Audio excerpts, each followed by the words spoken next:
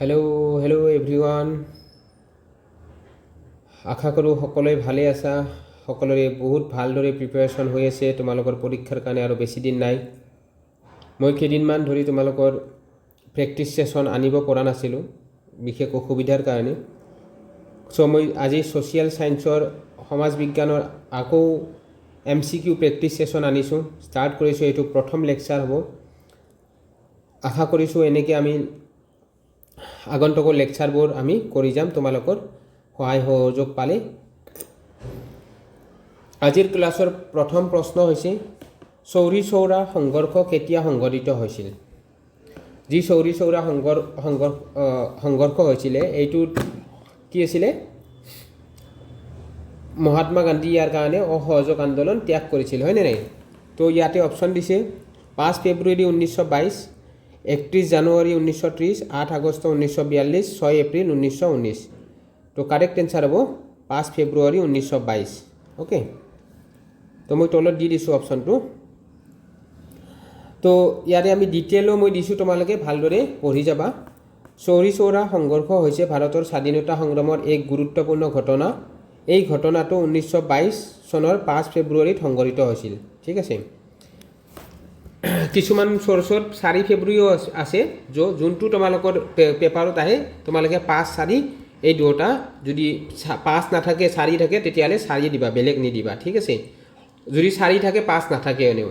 Okay, এইখিনি save কৰা। এই ঘটনাটোৰ ক'ত হৈছিলে সেইখিনি ইম্পৰ্টেণ্ট। এই সংঘৰ্ষটো অসহযোগ আন্দোলনৰ সময়ত হৈছিল, য'ত আন্দোলনকাৰীসকলে গোৰখপুৰ জিলাৰ, গোৰখপুৰ ক'ত আছে? উত্তৰ প্ৰদেশ। চৌৰি চৌৰা আৰক্ষী থানাত জুই লগাই দিছিল, যাৰ ফলত কেইবাজনো আৰক্ষী বিষয়াৰ মৃত্যু হৈছিল।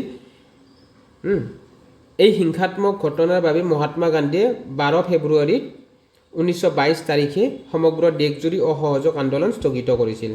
তো অসহযোগ আন্দোলন কেতিয়া আৰম্ভ হৈছিল সেইটো তোমালোকে জানানে? 1919 চনত হৈছিলে, হয়নে নাই? তাৰপিছত এই যি ঘটনাটো হ'ল, কাৰণ গান্ধীজীয়ে কি কৰিছিল? অহিংস নীতি গ্ৰহণ কৰিছিল, ৰাইট? তো অহিংস নীতি গ্ৰহণ কৰাৰ পিছত যেতিয়া এইটো হিংসাত্মক ঘটনা হ'ল, তো গান্ধীজীয়ে সেই অসহযোগ আন্দোলনটো ত্যাগ কৰিলে। ঠিক আছে, চ' ছেকেণ্ড কুৱেশ্যন হ'ব, মণিৰাম দেৱানৰ লগত আৰু কাক ফাঁচি দিয়া হৈছিল?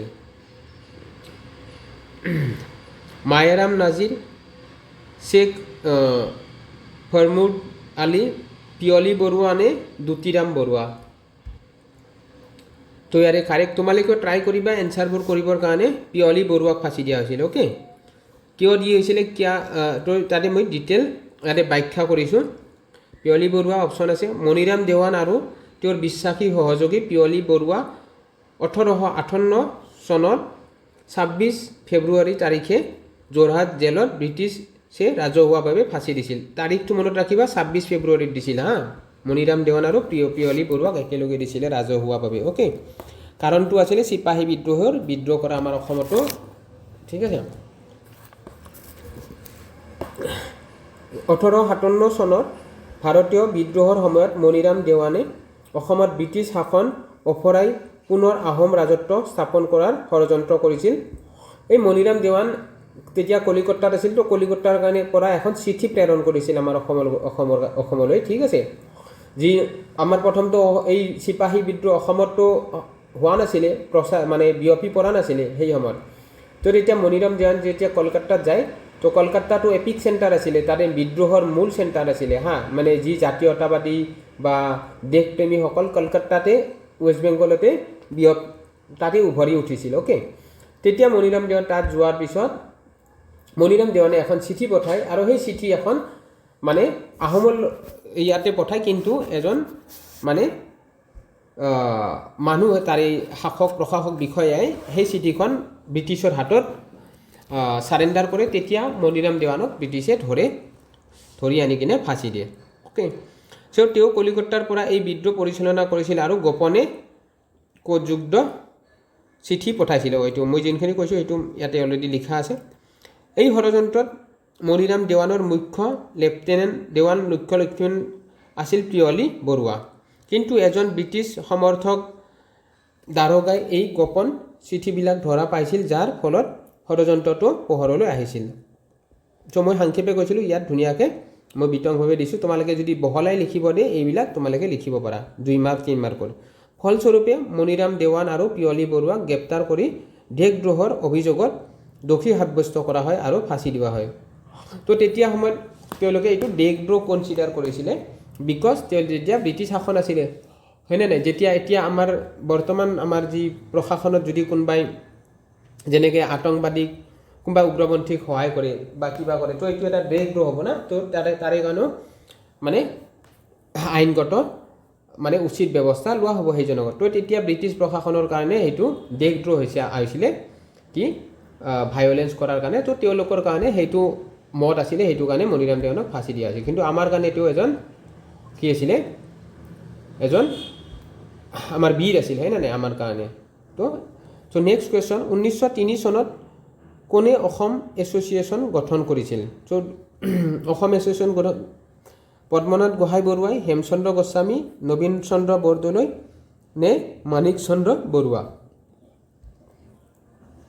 তো ইয়াতে কাৰেক্ট এনচাৰ হ'ব মাণিক চন্দ্ৰ বৰুৱাই অ'কে মই তোমালোকেও এনচাৰবোৰ দিব ট্ৰাই কৰিবা অ'কে যদি তোমালোকক ইয়াৰে লাইভ ক্লাছ লাগে কুৱেশ্যন প্ৰেক্টিছ কৰাৰ কাৰণে তোমালোকে কমেণ্ট কৰি জনাবা তেতিয়া মই লাইভ ক্লাছ আনিম তেতিয়া প্ৰেক্টিছ কৰা সুবিধা হ'ব টাইমটো তোমালোকে কৈ দিবা কাৰণ তোমালোকৰ পৰীক্ষা আহিছে যোনটো সময়ত তোমালোকে জাষ্ট অলপ ফ্ৰী হোৱা তেতিয়া তোমালোকে লাইভ ক্লাছ জইন কৰিব পাৰিবা চ' মাণিক চন্দ্ৰ বৰুৱা নেতৃত্বত 1903 চনত অসম এছ'চিয়েশ্যন গঠন কৰা হৈছিল অসম এছ'চিয়েশ্যন আছিল অসমৰ প্ৰথমটো ৰাজনৈতিক সংগঠন যিয়ে অসমৰ জনসাধাৰণৰ সামাজিক অৰ্থনৈতিক আৰু বাণিজ্যিক চিন্তা চৰ্চাসমূহ চৰকাৰৰ ওচৰত দাঙি ধৰিছিল যদিও প্ৰভাত চন্দ্ৰ বৰুৱা আছিল এছ'চিয়েশ্যনৰ সভাপতি মাণিক চন্দ্ৰ বৰুৱাই সাধাৰণ সম্পাদক হিচাপে ইয়াৰ গঠনত মুখ্য ভূমিকা লৈছিল তো ইয়াৰে প্ৰভাত চন্দ্ৰ বৰুৱা আছিলে সভাপতি আছিলে কিন্তু মাণিক চন্দ্ৰ বৰুৱাই তেওঁ মুখ্য ভূমিকা লৈছিল অ'কে এই সংগঠনটোৱে 1905 চনত বংগ বিভাজন বিৰোধিতা কৰিছিল আৰু পৰৱৰ্তী সময়ত ভাৰত স্বাধীনতা আন্দোলনত সক্ৰিয়ভাৱে অংশগ্ৰহণ কৰিছিল তো এইটো 1900 মনত ৰখা সুবিধা হ'ব বংগ বিভাজন কেতিয়া হৈছিলে 1905 চনত হৈছিলে হয়নে নাই তো আমাৰ 1903 চনত কি হৈছে আমাৰ অসম এছ'চিয়েশ্যন গঠন হৈছে তো এইটোৱে বংগ বিভাজনকো তাতেও মানে কি কৰিছিলে বিৰোধিতা কৰিছিল ৰাইট চ' মনত ৰখাৰ কাৰণে সুবিধা হ'ব বংগ বিভাজন কোনে কৰিছিল কমেণ্ট কৰিবাচোন কোনে এইটো প্ৰস্তাৱটো দিছিল বংগ বিভাজনৰ কমেণ্ট কৰি জনাবা তলত দিয়া জনগোষ্ঠীৰ কোনটো বুদ্ধ ধৰ্মাৱলম্বী এই যি 4টা জনগোষ্ঠী দিয়া আছে খাচী খামতি আৰু আদি আৰু কাৰ্বি তাৰে বুদ্ধ ধৰ্মাৱলম্বী কোনটো সুধিছে খাচীটো বেছিভাগ খ্ৰীষ্টান আছে খাচী ক'ত আছে এইটো হৈছে না খাচী হিলছ মেঘালয়ত আছে হয়নে নাই কাৰ্বিটো আমাৰ কাৰ্বি আংলং ডিষ্ট্ৰিক্ট আছে আমাৰ কাৰ্বি যিহেতু হিন্দু বুদ্ধ নহয় আৰু ইয়াতে কি হ'ব খামতি হয় খামতিসকল বেছি ভাগ যি আছে বুদ্ধ ধৰ্মীলম্বী আছে আৰু কিছুমান আজিকালিতো এইবিলাক হৈছে কনভাৰ্জন তো তাৰ কাৰণে কিছুমান খ্ৰীষ্টানতীয় একচেপ্ট কৰি লৈছে তো খামতি টাই খিমতি জনগোষ্ঠীসকল মুখ্যত এইটো থেৰাভাদা বুদ্ধ ধৰ্ম থেৰাভাদা বুদ্ধিজিম পালন কৰে অ'কে মনত ৰাখিবা থেৰাভেদা এইটো সেই স্পেলিংটো ভুল হৈছে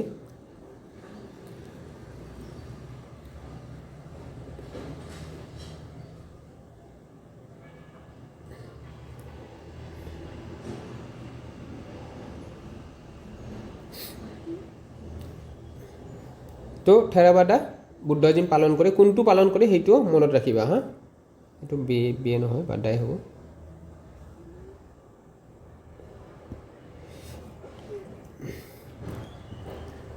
চ' খামতি এই জনগোষ্ঠীটোৱে দৃঢ়ভাৱে থেৰাভাদা বুদ্ধ ধৰ্মত বিশ্বাস কৰে তেওঁলোকৰ প্ৰতিখন গাঁৱতে এখনকৈ বুদ্ধ বিহাৰ বা মঠ থাকে বিহাৰ মানে যিবিলাক চৈত্য বুলি কয় বুদ্ধিজিম পঢ়িলে তোমালোকে পঢ়িছা গম পাইছা চৈত্য বুলি কয় য'ত মানে বুদ্ধ ধৰ্মীলম্ব মানুহবিলাকে উপাসক কৰে তাতে তপস্যাবিলাক কৰে তাকে চৈত্য বুলি কয় বিহাৰ বা চৈত্য মনত ৰাখিবা আৰু তেওঁলোকৰ কলা সংস্কৃতি উৎসৱ আদি বুদ্ধ ধৰ্মীয় আচাৰ নীতিৰ ওপৰত আধাৰিত তেওঁলোক মূলতঃ অৰুণাচল প্ৰদেশ নামচাই লোহিত চালাং চাংলাং জিলাত আৰু অসমৰ কিছু অংশত বাস কৰে।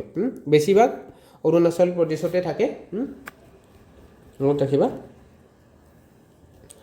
তাৰপিছত খাচীসকল কি আছে? খাচী জনগোষ্ঠীৰ অধিকাংশই বৰ্তমান খ্ৰীষ্টান ধৰ্মাৱলম্বী। মই অলৰেডি কৈছোঁ। কিছুসংখ্যক লোক তেওঁলোকৰ পৰম্পৰাগত ধৰ্ম নিয়মা খাচী নিয়ম ত্ৰিও পালন কৰে। যি আছে বৰ্তমান, যেনেকৈ আমাৰ বহুত এনেকুৱা ট্ৰাইব আছে নিজা নিজা কিছুমান মানে দেৱতাক পূজা অৰ্চনা কৰে, সেইবিলাকো পৰম্পৰা আছে। আদি এই জনগোষ্ঠীটোৰ লোকসকলে মূলতঃ তেওঁলোকৰ পৰম্পৰাগত ডাইনী প'লো ধৰ্ম পালন কৰে, যিটো প্ৰকৃতি পূজাৰ এক প্ৰকাৰ হয়। আৰু কাৰ্বি বৰ্তমান তেওঁলোকৰ বহুতে খ্ৰীষ্টান ধৰ্ম গ্ৰহণ কৰিছে। চব যিমান বেছিভাগ ট্ৰাইবছ বৰ্তমান কি হৈছে? খ্ৰীষ্টান ধৰ্ম একচেপ্ট কৰি লৈছে, কাৰণ লেক অফ আছে বহুত তাৰে কাৰণ। ঠিক আছে। কাৰ্বি জনগোষ্ঠীৰ বেছিভাগ লোকেই হিন্দু ধৰ্ম আৰু তেওঁলোকৰ পৰম্পৰাগত হেম্ফু মুকৰাং ধৰ্ম পালন কৰে। এটা মানে লোকেল দেৱী মানে ৱৰ্শ্বিপ কৰে। লগতে বহুতে খ্ৰীষ্টান ধৰ্ম গ্ৰহণ কৰিছে। চ' মই এক্সট্ৰা পইণ্ট দি দিছোঁ। চ' তোমালোকৰ এটা নলেজৰ কাৰণে ইম্পৰ্টেণ্ট হ'ব, পৰীক্ষাৰ কাৰণেও তোমালোকৰ ইম্পৰ্টেণ্ট হ'ব। তলত দিয়াবোৰ কোনটো মানৱ সৃষ্ট সম্পদ? মানৱ সৃষ্ট নদী, খনিজ তেল, জলসিঞ্চন নলা নে অৰণ্য? নদী মানৱে সৃষ্ট কৰে নেকি? নকৰে, হয়নে নাই? নদীটো এইটো নেচাৰেল হয় নে প্ৰাকৃতিক হয়নে? খনিজ তেলটো এইটো নেচাৰেল হয়, মানুহেতো নকৰে, হয়নে নাই? অৰণ্যটো মানুহে সৃষ্টি নকৰে। বাট এতিয়া আমাৰ এটা যাদৱ পায়েং যি আছে, তেখেতে বহুত বনাঞ্চল তেখেতে মানে প্ৰিজাৰ্ভ কৰিছে, হয়নে নাই? তেখেতে সজাইছে। তো সেইটো এটা আমাৰ গৌৰৱৰ কথা। আৰু সেনেকুৱা মানুহক যি প্ৰাকৃতিক সংৰক্ষণকাৰী, আমি তেখেতসকলক সন্মান জনাব লাগে। ঠিক আছে। আৰু জলসিঞ্চন নলা এইটো মানৱ সৃষ্ট হয়। অ'কে, ইয়াতে দিছোঁ। ইয়াতে এইটো এক্সট্ৰা মই যি কৈছোঁ সেইখিনি হয়, এইখিনি তোমালোকে পঢ়ি ল'বা। মই এইটো পঢ়ি নিদিওঁ আৰু বিশেষ। বায়ুমণ্ডলত কাৰ্বন ডাই অক্সাইডৰ পৰিমাণ কিমান? কিমান আছে? 0.0035%, 0.035% নে 0.35% নে 3.35%? 0.035%। অ'কে, এইটো হ'ব অপশ্যন নম্বৰ 2। চ' ইয়াতে আছে। চ' সাধাৰণ জ্ঞান বা পাঠ্যপুথি প্ৰশ্ন হিচাপে এইটো তোমালোকে স্কিপ কৰা, এইটো তলৰ ব্যাখ্যাখিনি পঢ়া। চ' বায়ুমণ্ডলত কি কি আছে? নাইট্ৰজেন কিমান আছে? এইটো ইম্পৰ্টেণ্ট হয়। নাইট্ৰজেন 78 আৰু অক্সিজেন 21% আছে। ঠিক আছে, এইটো মনত ৰাখা। এইটো এইবাৰ কাৰ্বন সুধিছে, তোমাৰ নাইট্ৰজেন সুধিব পাৰে, এইবাৰ অক্সিজেন সুধিব পাৰে। পিছত অৰ্গনে ধৰি অন্যান্য গেছবোৰ অতি কম পৰিমাণত থাকে। ঠিক আছে, হাইয়েষ্ট থাকে বায়ুমণ্ডলত নাইট্ৰজেন থাকে 78, অক্সিজেন থাকে, তাৰপিছত অৰ্গন, তাৰপিছত বাকী গেছবিলাক থাকে। ঠিক আছে। কাৰ্বন ডাই অক্সাইড CO2 হৈছে এক ট্ৰেছ গেছ হয়। ঐতিহাসিকভাৱে মানৱ সৃষ্ট কাৰ্যকলাপৰ আগতে CO2 স্তৰ 280 ppm পাৰ মিলিয়ন আছিল। ঠিক আছে। চ' এইটো বৰ্তমান সময়ত 2024 চনলৈকে ইয়াৰ ঘনত্ব বৃদ্ধি পায়। ইমান এইবিলাক ইমান মনত ৰাখিব নালাগে। যি এইটো পইণ্ট ৰাখিবা তোমালোকে, এইটো পইণ্ট মনত ৰাখিবা। অ'কে, কোনখন সাগৰে এছিয়া মহাদেশক আফ্ৰিকা মহাদেশৰ পৰা পৃথক কৰিছে? এইটো জিঅ'গ্ৰাফিৰ কুৱেশ্যন। মই ইয়াতে চব লৈছোঁ, তোমালোকে এনভাইৰমেণ্টো লৈছোঁ, জিঅ'গ্ৰাফিও লৈছোঁ, পলিটিও লৈছোঁ, হিষ্ট্ৰীও লৈছোঁ। চ' মিক্স কৰি লৈছোঁ তোমালোকৰ সুবিধাৰ কাৰণে। তো কোনখন মহাসাগৰে কাষ কৰে আফ্ৰিকা আৰু এছিয়া মহাদেশক পৃথক কৰে? লোহিত সাগৰ, ভূমধ্য সাগৰ, তাৰপিছত কাস্পিয়ান সাগৰ নে এড্ৰিয়াটিক সাগৰ? কি নহ'ব? লোহিত সাগৰে কৰে। ৰেড চি বুলি কয় এইটো। আৰু ভূমধ্য সাগৰক কি বুলি কয় ইংলিছত? Mediterranean C. আৰু কেপচিয়ান চি বুলি কয়। আৰু এড্ৰিয়াটিক বুলি কয়। ভূমধ্য সাগৰক মেডিটেৰিয়ান আৰু এইটো ৰেড চি বুলি কয়, মনত ৰাখিবা। তো লোহিত সাগৰ ইয়াতে দিছে। ৰেড চি এছিয়া মহাদেশৰ আফ্ৰিকা মহাদেশৰ পৰা ভৌগোলিকভাৱে পৃথক কৰিছে, মনত ৰাখিবা। অলপ বাক্য এক্সাৰচাইজ। লোহিত সাগৰ হৈছে ভাৰত মহাসাগৰ এটা অংশ, মহাসাগৰৰ এটা অংশ যি আফ্ৰিকা, উত্তৰ পূব উপকূল আৰু আৰৱ উপদ্বীপ পশ্চিম এছিয়াৰ মাজত অৱস্থিত হয়। এই ঠাইটো মনত ৰাখিবা দেই, ক'ত অৱস্থিত দেই। চ' ভূমধ্য সাগৰৰ কথা মনত ৰাখিবা কাৰণ অপশ্যনত আছে যিহেতু তোমালোকক ঘূৰাই সুধিব পাৰে কুৱেশ্যন আফ্ৰিকাক ইউৰোপৰ পৰা পৃথক কৰে মেডিটেৰিয়ান চি কি কৰে আফ্ৰিকাক ইউৰোপৰ পৰা পৃথক কৰে অ'কে আৰু কেস্পিয়ান চি ই ইউৰোপ আৰু এছিয়াৰ মাজত থকা বিশ্বৰ বৃহত্তম আন্তঃদেশীয় পানীভাগ কেস্পিয়ান চি মনত ৰাখিবা ই ইউৰোপ আৰু এছিয়াৰ মাজত মনত ৰাখিবা মেডিটেৰিয়ান চি কি হয় আফ্ৰিকা আৰু ইউৰোপৰ মাজত ৰেড চি আমাৰ পালোঁ আফ্ৰিকা এছিয়া আৰু কেস্পিয়ান ইউৰোপ আৰু এছিয়া আৰু এড্ৰিয়েটিক চি ইটালিক উপদ্বীপক বালাকান উপদ্বীপৰ পৰা পৃথক কৰে আৰু এইটো ভূমধ্য সাগৰৰ অংশ এইটো সুধিব পাৰে এড্ৰিয়েটিক চি ক'ৰ অংশ হয় ভূমধ্য সাগৰৰে অংশ এছিয়া আফ্ৰিকাৰ মাজত স্থলজ সীমা ইজিপ্ত চুবুৱে যোজক আৰু সুৱেজ খালৰ সুৱেজ কেনেল মাজেৰে নিৰ্ধাৰিত কৰা হয় মনত ৰাখিবা নেক্সট কুৱেশ্যন ভাৰতীয় সংবিধানৰ 1976 চনত হোৱা 42 নং সংশোধনী আইনৰ জৰিয়তে কোনটো শব্দ প্ৰস্তাৱনাত সংযোজন কৰা হৈছিল তিনিটা শব্দ এই যি 1942 চনৰ এইখনক এই 1942 চনৰ যি সংশোধনী আইন বুলি কয় না তাক মনত ৰাখিবা মিনি কনষ্টিটিউশ্যন বুলিও কয় মিনি কনষ্টিটিউশ্যন বুলিও কয় ঠিক আছে মিনি কনষ্টিটিউশ্যন বুলিও কয় মনত ৰাখিবা যি 42 সংখ্যক সংবিধান আইনখন ঠিক আছে তো ইয়াতে তিনিটা মানে শব্দ এড কৰা গৈছিলে এই শব্দত এটা মনত ৰাখিলে হ'ল SSR বুলি মনত ৰাখিলে SSR ছ'চিয়েল সেকুলাৰ আৰু ৰিপাব্লিক এইকেইটা মনত ৰাখিবা ঠিক আছে তো ইয়াতে কি দিছে সাৰ্বভৌম গণতান্ত্ৰিক গণৰাজ্য নে সমাজবাদী তো ইয়াতে সমাজবাদী আৰু দুটা দিয়া গৈছে সেকুলাৰো দিয়া গৈছে যি ধৰ্মনিৰপেক্ষ ঠিক আছে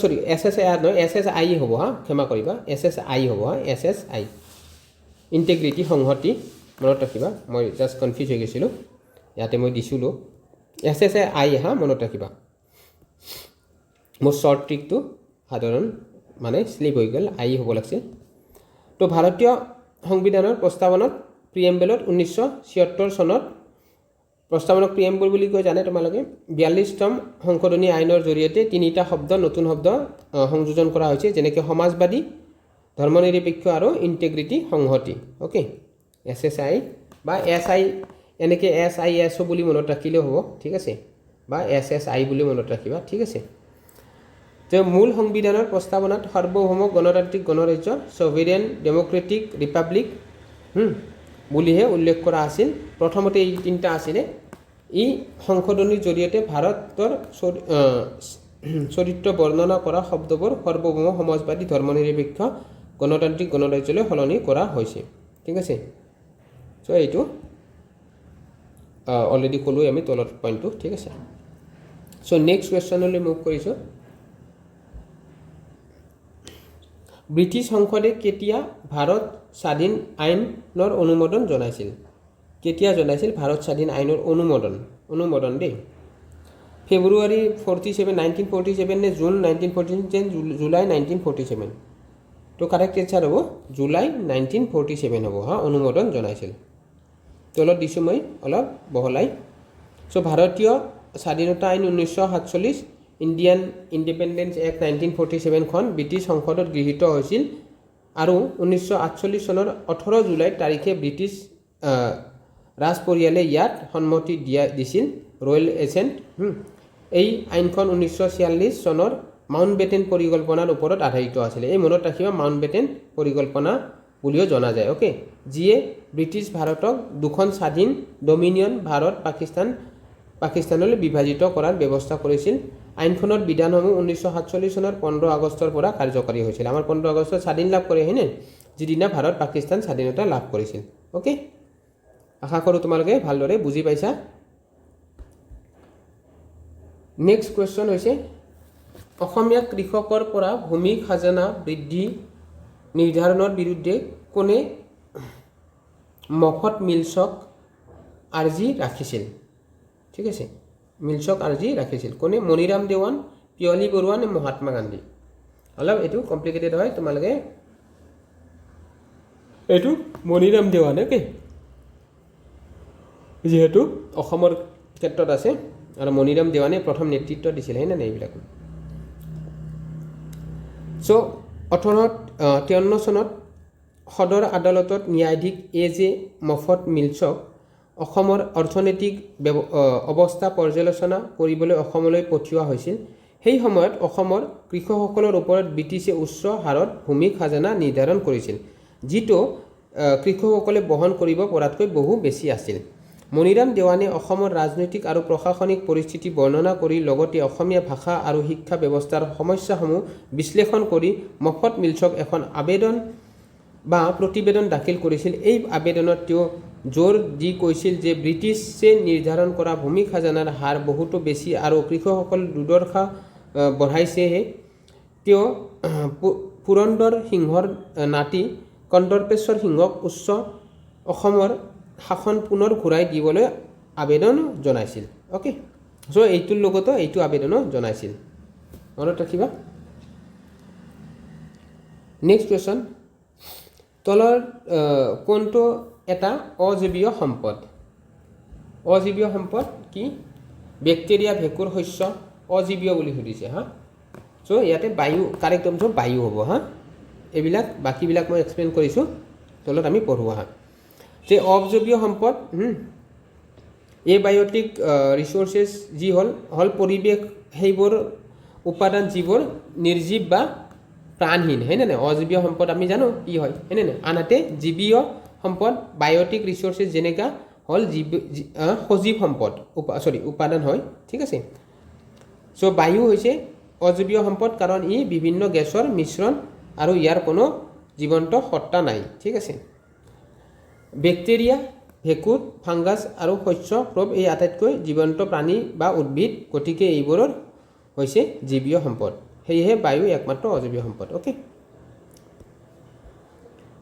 নেক্সট তোমালোকৰ কাৰণে মই অলপ 2 মাৰ্কৰ কুৱেশ্যনো লৈছোঁ 2 মাৰ্কৰ আৰু 3 মাৰ্কৰ অ'কে 2 মাৰ্ক আৰু 3 মাৰ্কৰ কুৱেশ্যন দুটামান লৈছোঁ চ' খুবেই ইম্পৰ্টেণ্ট হয় ইম্পৰ্টেণ্ট কেইটাই লৈছোঁ অ'কে চ' গান্ধী আৰু ইউৰিনৰ চুক্তি কেতিয়া এইটো ইউৰিন হ'ব হা কেতিয়া স্বাক্ষৰিত হৈছিল এই চুক্তিৰ এটা পৰিণতি উল্লেখ কৰা গান্ধী ইউৰিন তো গান্ধী ইউৰিন চুক্তি 1931 চনৰ 5 মাৰ্চত স্বাক্ষৰিত হৈছিলে ৰাউণ্ড টেবুল ঘূৰণীয়া মেজমেলৰ বিষয়ে জানানে ৰাউণ্ড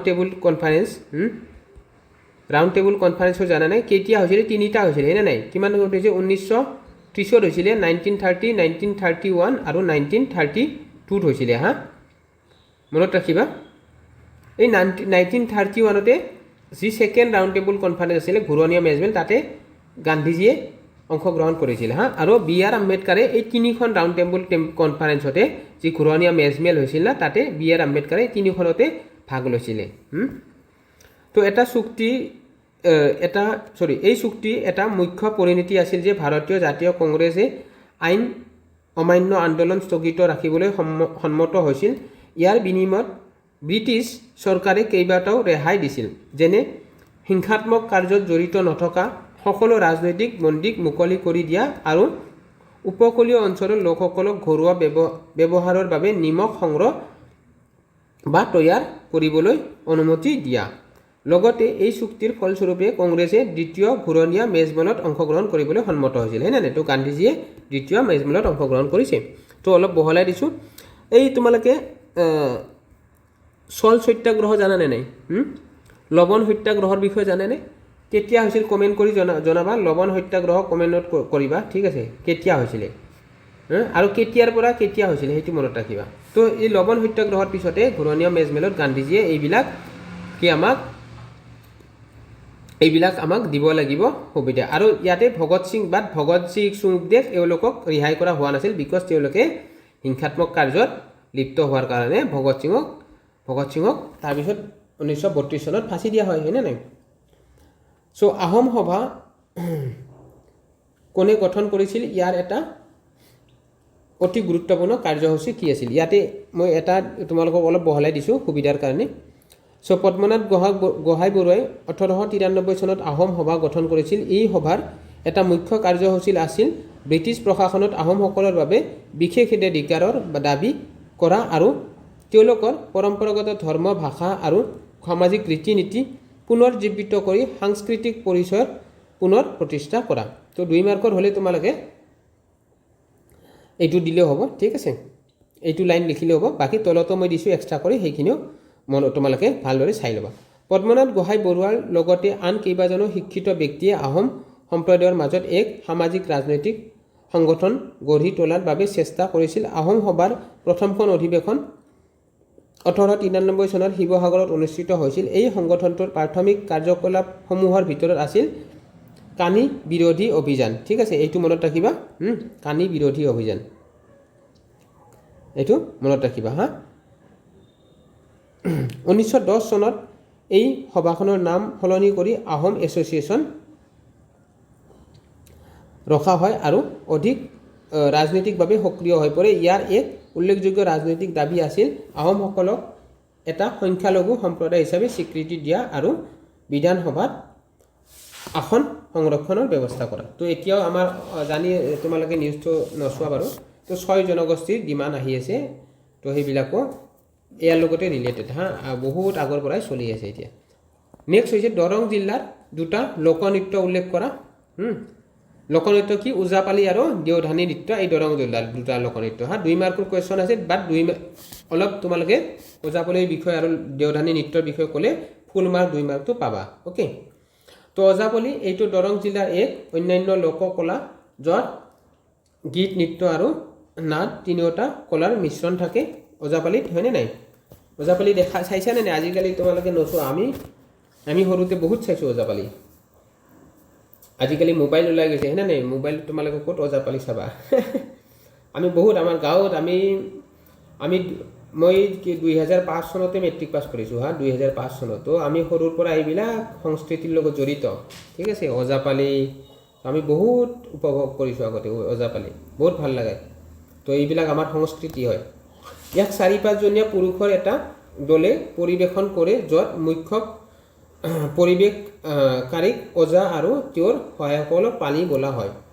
এজন মানে এনেকৈ থাকে আগবাঢ়িত, মানে তেওঁ গীত নৃত্য কৰি থাকে আৰু 4জন ইয়াতে জাষ্ট কৰতাল এইবিলাক লগাই থাকে, হেইয়া এনেকুৱা জাষ্ট কৈ থাকে। তোমালোকে চাবা, এতিয়া পাবা, ইণ্টাৰনেটত চাবা, ইউটিউবত পাবা, ঠিক আছে। এজনে মানে অলপ এনেকুৱা কিছুমান কাহিনী ক'ব হা, আওভাং দি থাকে, ঠিক আছে।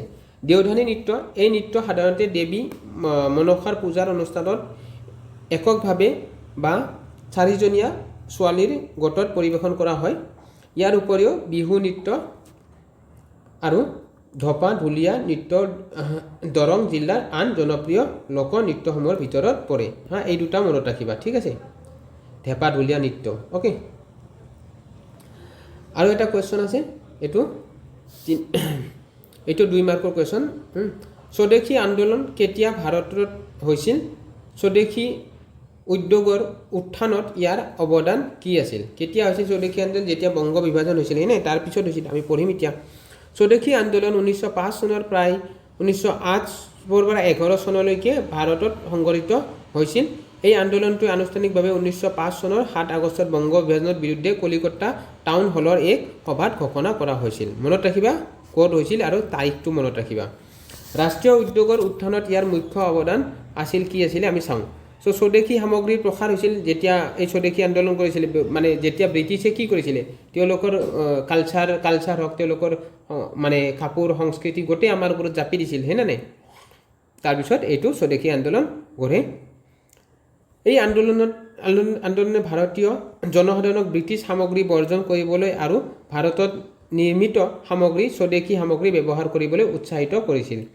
উদ্যোগৰ বিকাশ, স্থানীয় সামগ্ৰীৰ বৰ্ধিত চাহিদা পূৰণ কৰিবলৈ ভাৰতীয় উদ্যোগীসকলে বহুতো নতুন উদ্যোগ আৰু ব্যৱসায় স্থাপন কৰিছিল। ইয়াৰ ভিতৰত বস্ত্ৰশিল্প, মিল, তাৰপিছত চাবোন আৰু ডিছলাইৰ কাৰখানা, বেংক, বীমা কোম্পানী আদি উল্লেখযোগ্য। আত্মনিৰ্ভৰশীলতাৰ সৃষ্টি, তো এইকেইটা point most important bullet point বুলি, এই বুলেট পইণ্টকেইটা তোমালোকে দিব লাগিব, তেতিয়া ভাল মাৰ্ক পাবা। এই আন্দোলনৰ জৰিয়তে ভাৰতীয়সকলৰ মাজত আত্মনিৰ্ভৰশীলতা সেলফ ৰিলায়েন্স বা আত্মশক্তি বা অৰ্থনৈতিক স্বাধীনতাৰ বিষয়ে সজাগতা বৃদ্ধি পাইছিল। এই ভৱিষ্যতৰ ভাৰতীয় ঔদ্যোগিক ভেটি গঢ়ি তোলাত সহায়ক হৈছিল। কুটিৰ শিল্প আৰু কুটিৰ শিল্পৰ পুনৰ্জীৱন এই আন্দোলনে পৰম্পৰাগত হস্তশিল্প আৰু কুটিৰ শিল্পক পুনৰ্জীৱিত কৰি তুলিছিল, যাৰ ফলত স্থানীয়ভাৱে নিৰ্মিত সামগ্ৰীৰ ব্যৱহাৰো বৃদ্ধি পাইছিল।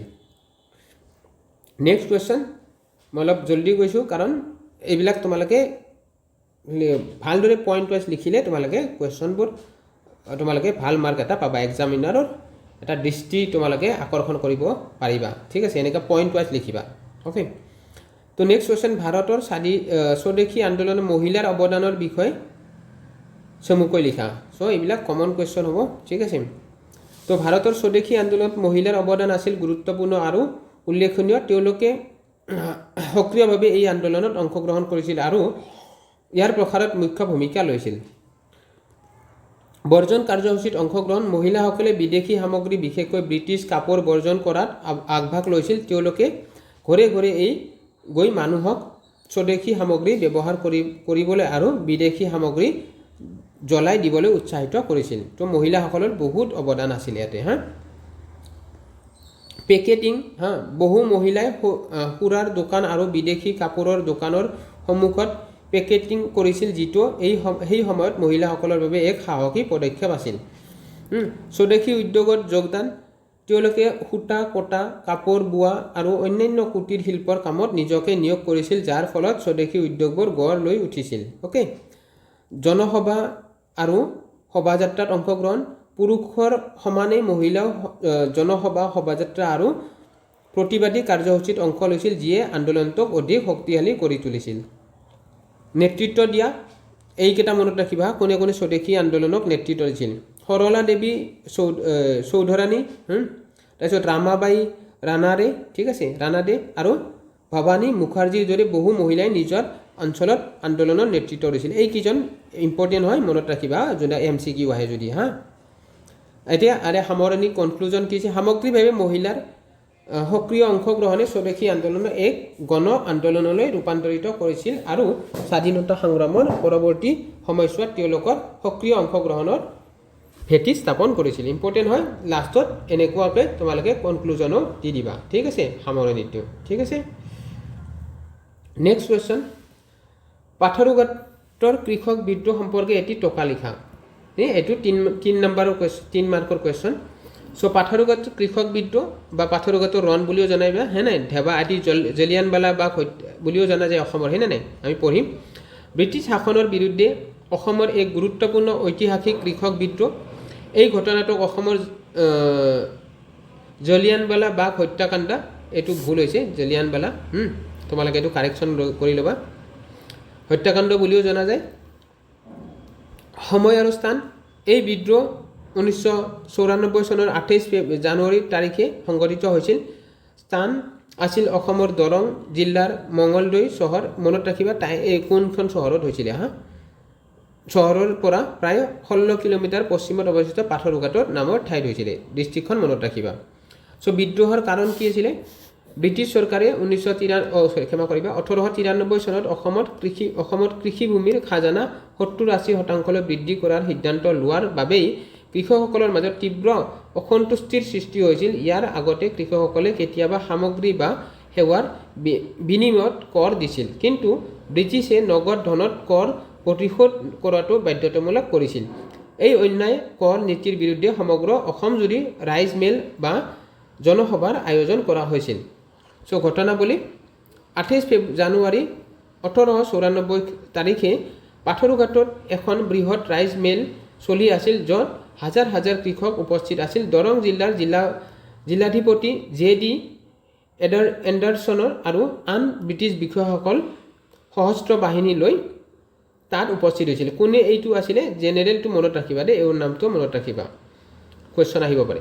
কৃষকসকলে তেওঁলোকৰ অভিযোগসমূহ উত্থাপন কৰিছিল, কিন্তু বিষয়াসকলে খাজানা কমোৱাৰ কথা মানি লোৱা নাছিল আৰু জনতাক সিঁচৰিত হ'বলৈ আদেশ দিছিল। কৃষকসকলে শান্তিপূৰ্ণভাৱে প্ৰতিবাদ জনাই থকা সত্ত্বেও ব্ৰিটিছ আৰক্ষীয়ে প্ৰথমে লাঠিচালনা কৰে আৰু তাৰ পিছত নিৰস্ত্ৰ কৃষকসকলৰ ওপৰত পোনপটীয়াভাৱে গুলীচালনা কৰে তো এইটো জলিয়ানৱালাবাগো হৈছিল জলিয়ানৱালা কেতিয়া হৈছিলে 1919 চনত হৈছিলে হা কেতিয়া হৈছিলে 13 এপ্ৰিলত হৈছিলে হা মনত ৰাখিবা তো এইটো অসমৰ জলিয়ানৱালাবাগ বুলিও জনা যায় তাৰপিছত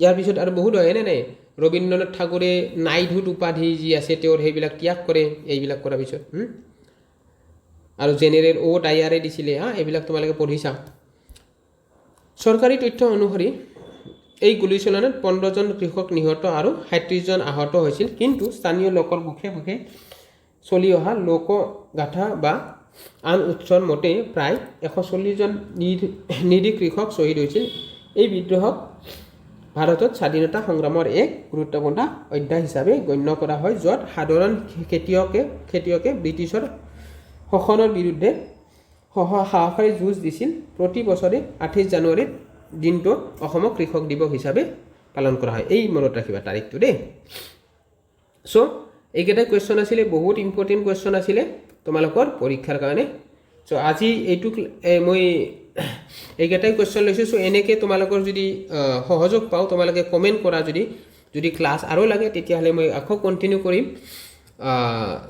সো তোমালোকে কমেণ্ট কৰিবা ক্লাছটো কেনেকুৱা পাইছা আৰু তোমালোকক নোটছটো লাগিলে নোটছৰ কাৰণে কমেণ্ট কৰিবা মই টেলিগ্ৰাম চেনেলত তেতিয়া আপলোড কৰি দিম আৰু আমাৰ তোমালোকে টেলিগ্ৰাম চেনেলটো জইন কৰি ল'বা তাতেও মই অলৰেডি বহুত নোটছ দিয়া আছে বাকী এইটো নোটছো মই আপলোড কৰি দিম হা আৰু তোমালোকে আমাৰ চেনেলটো ছাবস্ক্ৰাইব কৰিবা এনেকৈ ৰেগুলাৰ ক্লাছবোৰ পোৱাৰ কাৰণে সো থেংক ইউ লগ পাম নেক্সট ক্লাছত তোমালোকে কমেণ্ট দিবলৈ নাপাহৰিবা হা কমেণ্ট দিবা কেনেকুৱা পাইছা কেনেকুৱা এক্সপিৰিয়েঞ্চ হৈছে আৰু কেনেকুৱা ধৰণৰ তোমালোকক কিবা যদি এক্সট্ৰা নোটছ লং কুৱেশ্যনৰ নোটছ লাগে সেইটো তোমালোকে কমেণ্টত লিখিব পাৰা থেংক ইউ